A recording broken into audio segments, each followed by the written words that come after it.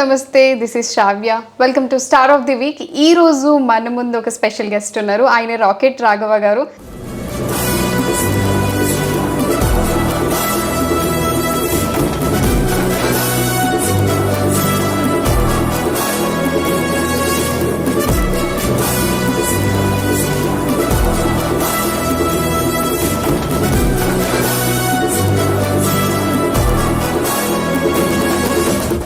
And జబర్దస్త్లో అయితే మీ skits మాకు చాలా ఇష్టం, స్పెషల్లీ మా డాడీకి అయితే చాలా ఇష్టం అండి. థ్యాంక్స్ అండి. ఓకే, సో స్టార్టింగ్ మీ బాల్యం గురించి మాట్లాడుకుందాం. మీరు ఆడియన్స్కి ఒకసారి హాయ్ చెప్తానండి ప్లీజ్. తప్పకుండా. హాయ్ అండి, హాయ్ అండి, బీజీఎన్ ప్రేక్షకులందరికీ హాయ్.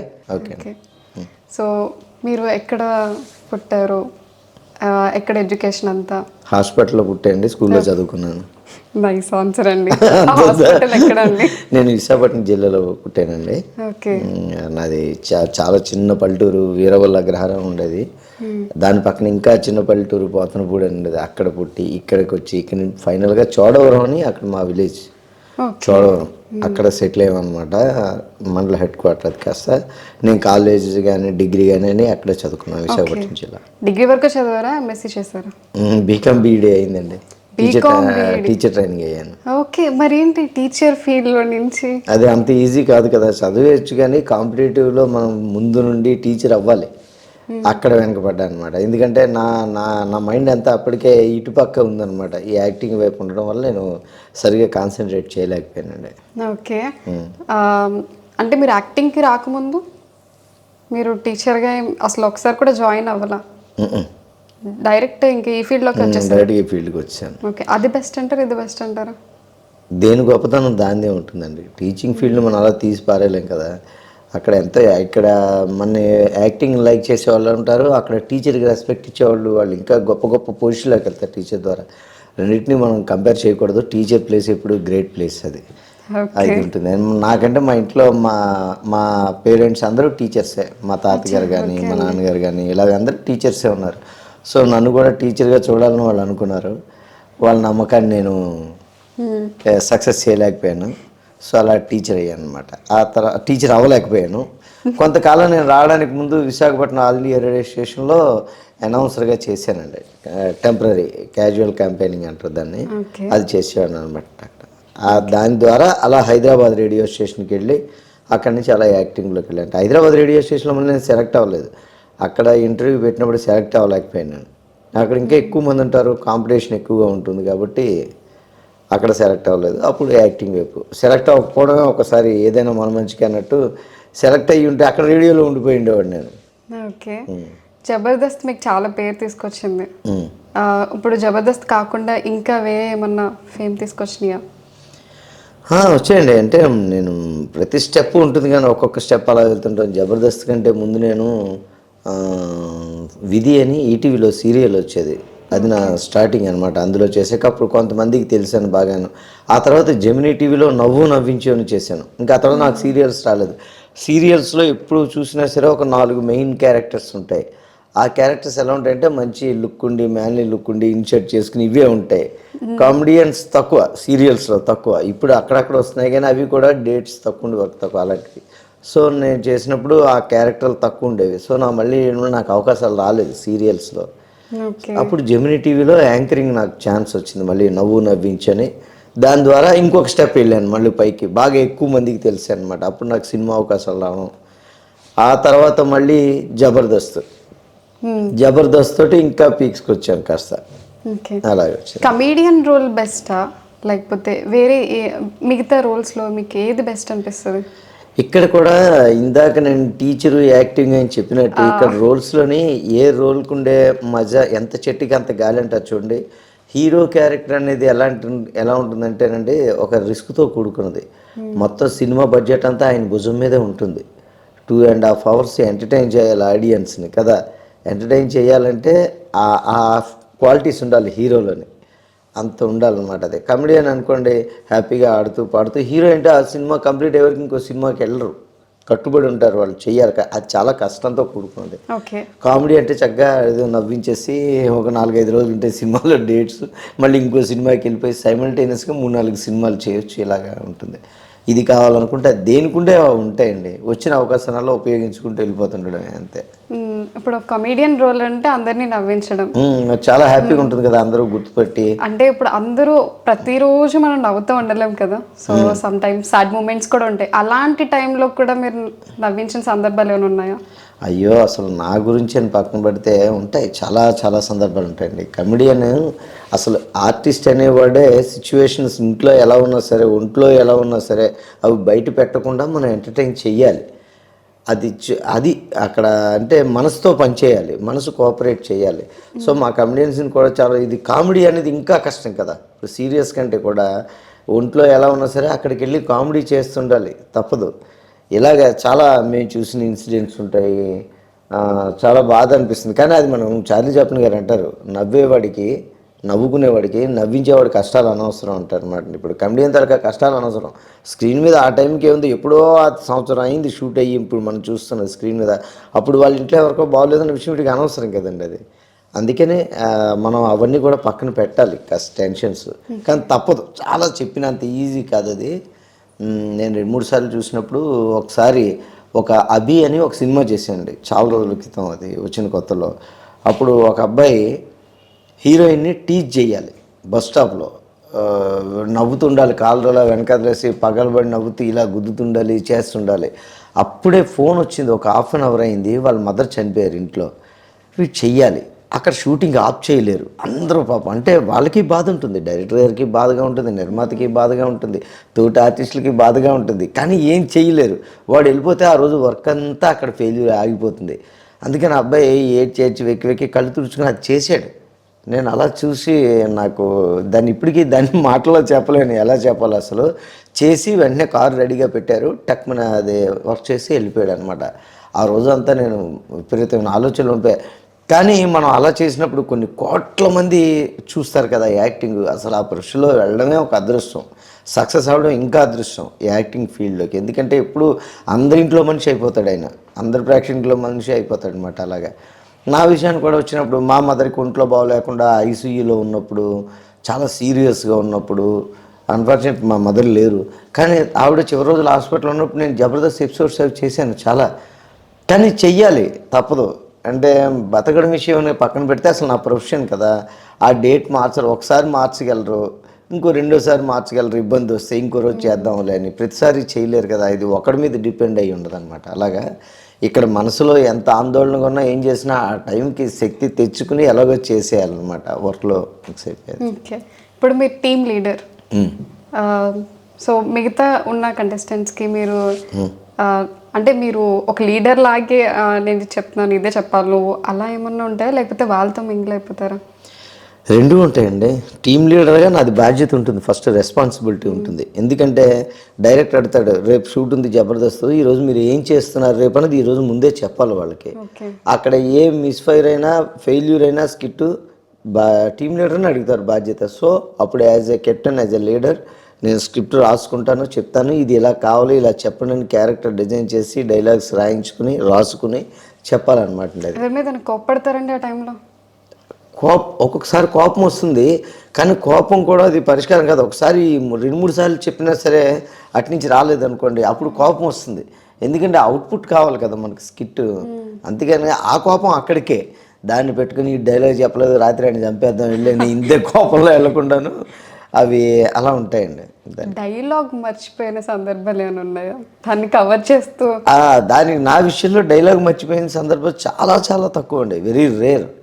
నేను స్కిట్లో వెళ్తూ ఒక పంచ్ మర్చిపోయానంటే డైలాగ్ కానీ అది బ్రెయిన్లో రన్ అవుతుంది, ఎస్ ఇక్కడ డైలాగ్ మర్చిపోయాను కదా, ఓ పక్క యాక్టింగ్ వెళ్తాను రన్ అయ్యే ఎక్కడో దగ్గర మళ్ళీ దాన్ని కనెక్ట్ చేస్తాను ఇంకో సందర్భంలో దాన్ని మళ్ళీ కనెక్ట్ చేసుకుంటూ వెళ్ళిపోతుంటాను అనమాట. అలాగా జబర్దస్త్లో మీ ఫేవరెట్ పర్సన్ ఎవరు?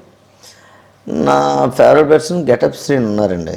గెటప్ శ్రీని ఎందుకంటే గెటప్ శ్రీని గారు నేను చాలాసార్లు అబ్జర్వ్ చేస్తాను, ఆయనకి యాక్టింగ్ ఫీల్డ్ అంటే ఎంత పిచ్ అంటే ఇష్టం అంటే విపరీతమైన కేర్ తీసుకుంటాడు. ఆయన షూటింగ్ వచ్చినప్పుడు 2-3 సూట్ కేసులు తెచ్చుకుని దాంట్లో మేకప్ సామాన్లే బోల్డ్ అని ఉంటాయి, రకరకాల బ్రష్లు ఇన్ని చూసి నేను నిజానికి అతనికంటే సీనియర్ని, నేను రెడీ చేసుకుని ఉంచేవాళ్ళు అలాంటివి కంటే తనకు ఆ ఇష్టం. తనే మేకప్ చేసుకుంటాడు ఓన్గా. గెటప్ సీన్ అని పేరు వచ్చినందుకు నిజంగా ఆ గెటప్ తనే డిజైన్ చేసుకుని తనే మేకప్ వేసుకుని జాగ్రత్తగా అన్ని అంత కేర్ తీసుకుని వస్తాడండి తను. ఓకే, మీకు రాకెట్ రాఘవ అని ఎందుకు పేరు వచ్చిందండి? ఇది రాకెట్ రాఘవన్ పేరు ఎందుకు వచ్చిందంటే వాళ్ళు జబర్దస్త్ స్టార్ట్ అయినప్పుడు 6 టీంలు ఉన్నాయి. ఒక్కొక్క ఆరుగురి మధ్యలో కాంపిటీషన్ కదా, కాబట్టి ఒక్కొక్క టీం లీడర్కి ఒక్కొక్క పేరు పెడదాం అని చెప్పి ఈ ప్రిఫిక్స్లు పెట్టారనమాట. రోలర్ రఘు అని, ధనాధన్ ధనరాజ్ అని, వేణు వండర్స్ అని, ఇలాగ వేణుకి సఫిక్స్ వచ్చింది, వేణు వండర్స్ అని వచ్చింది.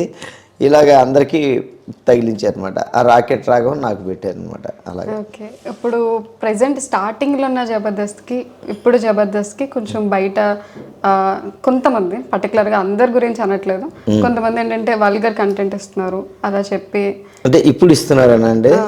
లేదండి, జబర్దస్త్లో అప్పుడు ఎలా చేసాం ఇప్పుడు అలా చేస్తున్నాం. ఇంకా ఒక విధంగా ఎవరికైనా ఇప్పుడు ఉన్నదని అనిపించిందంటే అది తప్పు. ఎందుకంటే కొత్తలో చాలామంది అనేవారు కదా, అప్పుడు కేర్ తీసుకుని చాలా కంట్రోల్ చేశారు. ఎందుకంటే తెలియక చేసి నవ్వించాలనే ఉద్దేశంతో చేస్తుంటారు కొద్దిగా. అంటే ఇప్పుడు చాలా సినిమాల్లో ఉంటాయి స్ట్రైట్ మీనింగ్స్ ఉంటాయి, డబుల్ మీనింగ్ డైలాగ్స్ ఉంటాయి. అలాంటిది టీవీలో వేసినంత మాత్రాన పెద్దది తప్పు కాదు, నేరం కాదు. ఈ మధ్యకాలంలో వచ్చిన ఎన్నో సినిమాల్లో దారుణమైన బూతులు ఉంటాయి. ఇప్పుడు ఓటీటీలో మన సినిమా చూస్తుంటే డైరెక్ట్గా బూతుల మాటను వాడేస్తున్నారు. దాంతో కంపేర్ చేస్తే మేము నథింగ్ అనమాట. జబర్దస్త్లో వచ్చేది బూతే కాదు అసలు. వాళ్ళతో అంతే కదా, మీరు చూస్తుంటారు ఓటీటీలో. నేనే షాక్ అయిపోతుంటా, ఒక బూతు మాటని ఇంత డైరెక్ట్గా ఎలాగ వాడుతున్నారు సినిమాల్లో పైగా అనుకున్నాను. మేము అలాంటి పదాలు ఇప్పుడు వాడలేదు కూడా మేము అసలు. సో మీరు అన్నట్టు ఇప్పుడు ఎవరైనా చెప్తే ఇప్పుడు అసలు లేదనే చెప్పాలి ఇంకా. ఓకే, సో అప్కమింగ్ మూవీస్ ఏమైనా ఉన్నాయా? గేమ్ చేంజర్లో అదొక నాకు ఒక అచీవ్మెంట్ ఇప్పటిదాకా చేసిన సినిమాల్లోని. ఎలాంటి క్యారెక్టర్ వేసినా ముందు ఆ సినిమాల్లో కనిపించడం అనేది ఇంపార్టెంట్. ప్రపంచం అంతా చూస్తుంది ఆ సినిమాని. రామ్ చరణ్ గారు, శంకర్ గారు, రామ్ చరణ్ గారు ఆస్కార్ అవార్డు తర్వాత గ్లోబల్ స్టార్ అయ్యాక చేసిన సినిమా. శంకర్ గారు డైరెక్షన్లో ఆయన మాటికి తెలుగు సినిమా చెయ్యరు కదండి, చెప్పలేం మళ్ళీ ఎప్పుడు చేస్తారో. ఆయన సినిమాలో రావడం అవకాశం, దాంతోపాటు ఇంకా చాలా సినిమాలు కొన్ని అవుతున్నాయి అలాగా, ఎప్పుడప్పుడు చేసుకుంటూ వెళ్ళిపోతుంటాను. మీరు ఇప్పుడు దాకా చేసిన మూవీస్లో మీకు బాగా పేరు తెచ్చిన క్యారెక్టర్ ఏమన్నా ఉందా ఆ మూవీలో? జనాలకి బాగా గుర్తున్న క్యారెక్టర్ అంటే ఎక్కువ నేను బాదుషా అనే సినిమాలోని జూనియర్ ఎన్టీఆర్ గారి సినిమాలో క్యారెక్టర్ చేసిన ఒకే ఒక సీను చూసారా. పెద్ద సినిమాల్లో చిన్న వేషం వేసినా చిన్న క్యారెక్టర్ వేసినా సరే హ్యూజ్ దానికి ఫాలోయింగ్ ఉంటుంది, ఎక్కువ మంది చూస్తారు. చిన్న సినిమాలో మనం పెద్ద క్యారెక్టర్ వేసినా అది టైం పడుతుంది రిలీజ్ అవ్వడానికి, ఎప్పుడో తెలియదు. అలాగా బాదుషా సినిమాలో క్యారెక్టర్ గురించి చాలామంది చెప్పుకుంటారండి. అలాగే అత్తారింటికి దారేదిలో ఒక చిన్న పాటలో కాసేపు కనిపిస్తుంది, అది పవన్ కళ్యాణ్ గారితో కనిపిస్తుంది, దానికి విపరీతమైన రెప్యుటేషన్ ఉంటుంది. ఆ పాట చాలాసార్లు వస్తూ ఉంటుంది. అలాగే అది కూడా చాలామంది చెప్తూ ఉంటారు. ఓకే అండి, భీమవరం ఇదేనా ఫస్ట్ టైం రావడం? ఇంతకుముందు వచ్చానండి, 2 times వచ్చినట్టున్నా. నేను వచ్చాను, ఏ సందర్భంలో వచ్చానో సరిగ్గా గుర్తు రావట్లేదు, కానీ 2 years దాటిపోయింది, 4 years. మా భీమవరం అనగానే మీకు ఫస్ట్ ఏం గుర్తొస్తుంది? మన భీమవరం అంటే నేను భీమవరం టౌన్లోకి వచ్చిన్నాను బహుశా. ఇక్కడ స్టే చేసి ఇంకా అవుట్డోర్ వెళ్ళి ఉంటాను బయటికి.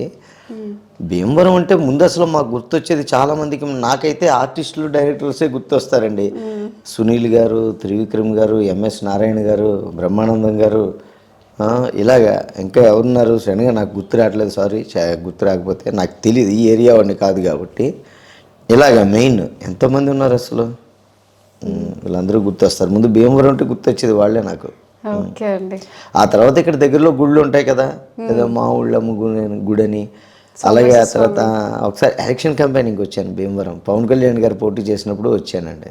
ఓకే, అప్పుడు ఫుడ్ పెట్టారండి బాబు ఇంటింటికి. అసలు భీమవరం అంటే ఫుడ్కే ఫేమస్. అసలు ఎన్ని వెరైటీస్ తినొచ్చో, ఎన్ని వెరైటీసో. అంటే రోజు వచ్చి కూర్చుంటే పెట్టరు అనుకోండి, ఇప్పుడు సంవత్సరానికి ఒకసారి వస్తే పెడతారు. ఇప్పుడు తినడానికే రాకూడదు మనం ఇక్కడికి. ఇలాగా ఫుడ్ మాత్రం సూపర్ అండి ఇక్కడ. మీరు ప్రచారం చేసిన ఇప్పుడు ఆ పార్టీ గెలిచింది బ్రహ్మాండంగా, మామూలు గెలుపు కాదు, బ్రహ్మాండంగా ఇంకా అనమాట. ఎలా ఫీల్ అవుతున్నారు? చాలా హ్యాపీగా ఫీల్ అయ్యాను నేను, చాలా హ్యాపీగా ఫీల్ అయ్యాను. ఓకే, అంటే అది మనం ప్రచారం చేసే వాళ్ళు కాదు, కానీ వాళ్ళ కృషి ఉంటుంది కదండి, వాళ్ళ ఇమేజ్ ఎంత అసలు. మనీ ఇన్వాల్వ్మెంట్ జస్ట్ 0.01% ఉన్నా అనుకుంటాం కదండి. అవును, సరదాగా వెళ్ళాం, ఏదో మనం కూడా ఒక చెయ్యేసాం, మనం కూడా అందులో వెళ్ళాం అనే హ్యాపీ కోసం అనమాట వెళ్ళి అది. ఓకే, సో మంచి సాంగ్ పాడతారా? సాంగా అయ్యో బాబు, నేను సాంగ్ పాడితే మీరు వినలేరండి బాబు, అంత సీన్ లేదు అసలు. అదేంటండి, మీరు స్కిట్స్ చేసినప్పుడు పాడతారా లేదా? ఏవో సరదా కామెడీ పాటలు ఏవో దాన్ని మిక్స్ చేసి మార్చేసి, కామెడీ కావాలి కాబట్టి అసలు పాటను ఒరిజినల్గా పాడితే నవ్వు రాదు, దాన్ని పాడి చేస్తేనే నవ్వు వస్తుంది అక్కడ. అంతే, ఇప్పుడు మాకు కూడా నార్మల్గా మీరు మాట్లాడితేనే నాకు నవ్వు వస్తుంది. అయ్యో అయ్యో, ఏం పాట పాడాను కూడా గుర్తు రావట్లేదండి అసలు. ఇప్పటికప్పుడు ఏం గుర్తు రావట్లేదు. సారీ పాట గుర్తు అయ్యో రావట్లేదు. పర్లేదండి. ఓకే, ఒక మీకు ఇప్పటిదాకా చేసిన స్కిట్స్ లో బాగా మీరు పాపులర్ అయిన స్కిట్ ఏంటి? సుజాత స్కిట్టే. నేను ఎక్కడైనా ప్రోగ్రామ్స్కి వెళ్ళినప్పుడు స్టేజ్ ఎక్కానంటే కూడా ఆడియన్స్ అందరూ సుజాత అని పిలుస్తూ ఉంటారు. ఆ పేరు గల వాళ్ళందరూ నేను ఎక్కడ కనబడినా సరే వాళ్ళు నవ్వుకుని వాళ్ళ ఇంట్లో కూడా అలాగే పిలుచుకుంటారట ఆ పేరుని. హస్కీగా సినిమా థియేటర్కి వెళ్తే వైఫ్ అండ్ హస్బెండ్ కార్నర్ టికెట్లు అడిగితే హస్బెండ్కి ఈ కార్నర్, వైఫ్కి ఈ కార్నర్ వస్తుంది అనమాట. అలాగే ఇద్దరికి 2 కార్నర్లు రావడం వల్ల మధ్యలో ఉన్న వాళ్ళకి డిస్టర్బెన్స్ లేకుండా ఉండడం కోసం సుజాత అని పిలుస్తుంటాడు. ఆ క్యారెక్టర్ అది, ఆ స్కిట్ నాకు బాగా. ఆ తర్వాత దశావతారం బామ్మ క్యారెక్టర్, ఇవన్నీ కూడా నాకు బాగా ఇష్టం ఉండేవి. ఓకే, మీరు ఇండస్ట్రీలో స్టార్టింగ్ రావడం నుంచి ఇప్పటిదాకా స్టిల్ కంటిన్యూ అయిన, అంటే మిమ్మల్ని సపోర్ట్ చేసిన పర్సన్ ఉన్నారా? అంటే ఎప్పుడు ఒకళ్ళే మన అలాగే హెల్ప్ చేస్తూ వెంట పెట్టుకుంటారండి. ఒక్కొక్క దశలో ఒక్కొక్కరు ఉంటారు అలాగే హెల్ప్ చేసేవాళ్ళు. పర్టికులర్గా ఒక పర్సన్ ఇలా ఉండదు, చాలా మంది ఉన్నారు. చాలామంది ఏదో ఒక దశలో అలాగే హెల్ప్ చేస్తూనే ఉంటారు మనకి. ఓకే అండి, ఇప్పుడు భీమవరంలో సంక్రాంతి అంటే ఒక మామూలుగా ఉండదు. అవును. మరి వైజాగ్ దగ్గర ఎలా ఉంటుంది? వైజాగ్ దగ్గర కూడా ఉంటుందండి, కాకపోతే ఈ కోడి పందాలు లాంటివి అటు పక్క తక్కువ ఉంటాయి. ఇక్కడ అసలు సంక్రాంతి అంటే ముందు గుర్తొచ్చేది కోడి పందాలు. అక్కడ కోడి పందాలు, మిగతా అంతా భోగి మంటలు, మిగతా ఈ ఎడ్ల పందాలు, బళ్ళ పందాలు అన్ని రకరకాల కాంపిటీషన్స్ అయితే మాత్రం ఎక్కువగానే ఉంటాయి. ఓకే, స్టార్టింగ్ ఫ్యామిలీ అంతా మంచిగానే ఉండేదా? అంటే ఇద్దరు పేరెంట్స్ ఇద్దరు టీచర్సే అన్నారు. మదర్ హోమ్ మేకర్ అండి. ఫైనాన్షియల్గా ఫైనాన్షియల్గా ప్రాబ్లం ఏం లేదు, దేవుడి దయ వల్ల. ఆయన గవర్నమెంట్ టీచర్ కాబట్టి. ఓకే, చాలా పెద్ద ఫ్యామిలీ అయినా మా ఫాదర్ది, అందరినీ అలాగే బాగా చేసి ఎవరికి మాకైతే ఏ కష్టం తెలియకుండా తీసుకొచ్చారు మా నాన్నగారు అసలు. అంటే ఇప్పుడు ఇండస్ట్రీకి వెళ్ళారు, ఇప్పటిదాకా మనం తరాలంతా టీచర్స్ ఫీల్డ్లోకి అలా వెళ్తా వచ్చింది. మధ్యలో మీరు చేంజ్ అయ్యారు, మళ్ళీ ఇప్పుడు మీ తరాలను కూడా అలాగే వాళ్ళ ఇష్టం అంటారా, లేకపోతే లేదు? వాళ్ళ ఇష్టం అండి, మనం చెప్పలేము. నేనే టీచర్, ఇప్పటికీ నాకు అప్పుడప్పుడు అనిపిస్తుంది టీచర్ అవ్వలేకపోయినా. ఎందుకంటే నా క్లాస్మేట్స్, మా ఫ్రెండ్స్ అందరూ కూడా టీచర్స్ అయిపోయారు. మా ఫ్రెండ్ సర్కిల్ వాళ్ళందరూ కూడా టీచర్స్ అయిపోయారు. ఓకే, అలాగే నేను ఒక్కడనే వెనకబడిపోయాను. వాళ్ళు అయ్యారని కాకపోయినా కూడా మా ఫాదర్ టీచర్ అయ్యారు కదా, నేను అవ్వలేకపోయానే అని. ఇంకొక బాధ ఏంటంటే మా ఫాదర్, నేను డిఎస్సి రాయటం సెలెక్ట్ అయ్యే టైంకి మా ఫాదర్ రిటైర్, 2 ఒకేసారి అనమాట. నేను సెలెక్ట్ అయ్యి ఉంటే కనుక కరెక్ట్గా చదువుకుని ఆయన రిటైర్ అవ్వడం, అదే మంత్లో నేను సెలెక్ట్ అవ్వడం కూడా అయ్యి ఉండేది. అలాంటి ఒక అద్భుతమైన మ్యాజికల్ దీన్ని మిస్ అయిపోయాను. అదొకటి నాకు అప్పుడప్పుడు బాధ అనిపిస్తుంది అంతే. కానీ ఈ ఫీల్డ్లోకి వచ్చాను, మా పేరెంట్స్ కూడా ఇప్పుడు నన్ను చూసి హ్యాపీగానే ఫీల్ అవుతున్నారు. ఓకే అండి, ఇది మొదట్లో వాళ్ళు అబ్జెక్ట్ చేస్తుండేవారు మా పేరెంట్స్, వద్దురా ఫీల్డ్కి వెళ్ళొద్దు, ఏదైనా ప్రైవేట్ స్కూల్లోనో వర్క్ చేసుకొని చెప్తుండేవారు. చాలా బాగా మాట్లాడారు. సో ప్రతి ఇయర్ సంక్రాంతి మీరు భీమవరం రావాలి. షూర్, తప్పకుండా అండి, తప్పకుండా వస్తాను. Thank you so much.